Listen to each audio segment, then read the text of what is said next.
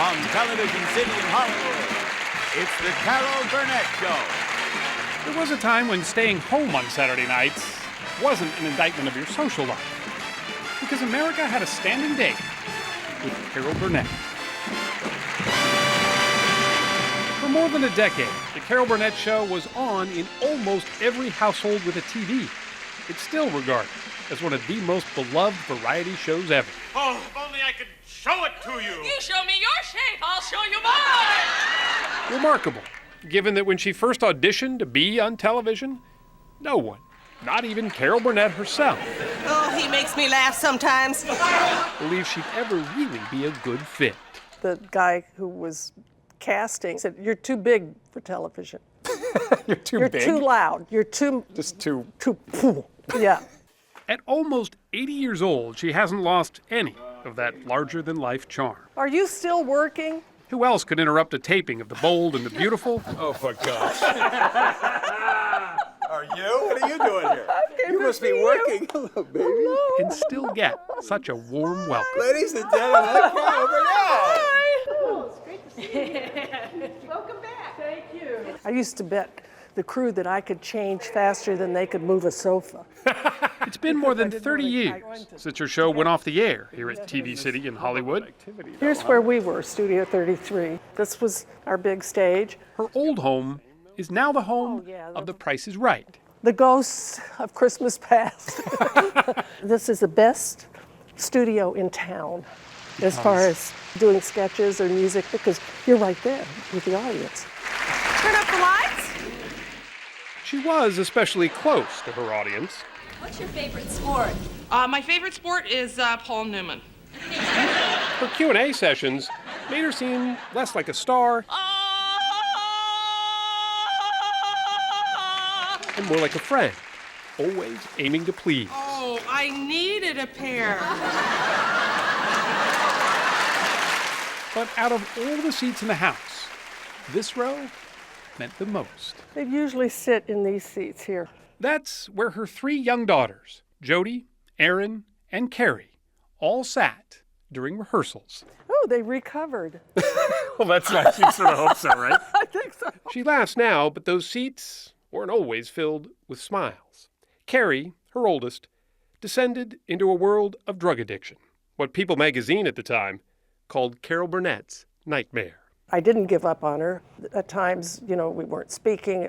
At one point, I said I have to love her enough to let her hate me. But Carrie got clean and didn't hate her mother. She actually followed in her footsteps.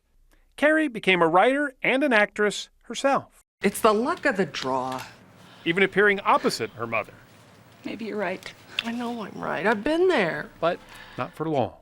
She was on her way, so to speak, when she got sick. In 2001, Carrie learned she had cancer. What happened next is the subject of Burnett's latest book, Carrie and Me, out this week. We all went through disbelief, shock, then you get angry, then scared.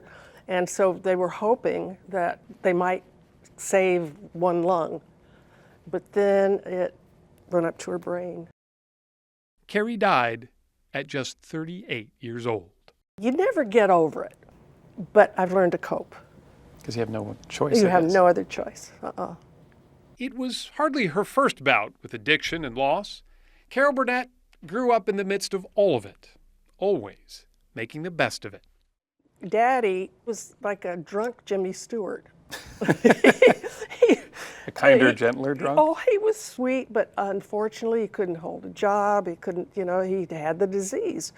And then Mama, she started to drink in her 30s, and then she became an alcoholic also. So they both died in their 40s. She was raised by her grandmother, first in Texas, where Burnett was born, then in Hollywood, where they shared a one-room apartment. They lived on government assistance. Their only escape was the movies. Nanny would save up her pennies, and at times, I think sometimes I would see maybe 8 movies a week. She never thought she'd be a star herself. She actually wanted to be a writer. So she enrolled at UCLA, but found herself playing a hillbilly in the theater arts program. And on her first night on stage, everything changed. All I said was, "I'm back," and everybody laughed. And I thought, whoa, I like this feeling. I really like this feeling. That feeling took her to Broadway. I've always been shy. I confess that I'm shy. There, she landed the starring role in Once Upon a Mattress. Once I got out there and started to belt out the first number, I felt again like I'm back. The small screen soon took notice, and before long, the woman once thought to be too big to be on TV was in fact becoming bigger than life. But when she wanted to lead her own variety show, she hit a ceiling, with one network executive telling her, Variety is a man's game. he said that to you. Comedy variety really is a man's game. Gleason, Milton Berle, Sid Caesar. Were you offended by that? No, I wasn't, and I am now. But that was then. Now, do you have any proof that you're my real that you're my... Do you have any proof? She was determined to give the Carol Burnett show a live feel, even though it was taped. We want it to feel dangerous, spontaneous. Bravo, madam!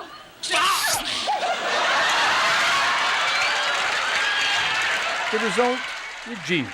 Some of the funniest moments were the unscripted moments, especially between Harvey Korman and Tim Conway. Yeah, I'll be right with you. We were never proud of cracking up, ever, and never did we mean to. Really? Harvey was furious at himself because he was such a fine actor, but all Tim would have to do would be to go like that, and he'd be gone. But few sketches stick to the funny bone quite like their parody of Gone with the Wind. First, there's the dress. And then there's the line. The gown is gorgeous. Thank you. I saw it in the window and I just couldn't resist it. What did you think when you first saw that? I fell on the floor. I laughed. It's in the Smithsonian now. She, however, is no museum piece. Her comedic timing hasn't lost a beat. Lovely Can you meeting tell me how to do this? Because Yes. I'm having trouble with this one. Just hope Well, and pray for the best. you know what? I would cut those two lines. Okay, she's cutting them. They're cut. Thanks, Carol. Bye. I'm so glad we had this time. Those signature Carol Burnett goodbyes always did have a way of lingering. They still do, to this day. Seems we just get started, and before you know it, comes the time we have to say so long. Good night. Thank you. Oh my gosh, what laughs we had.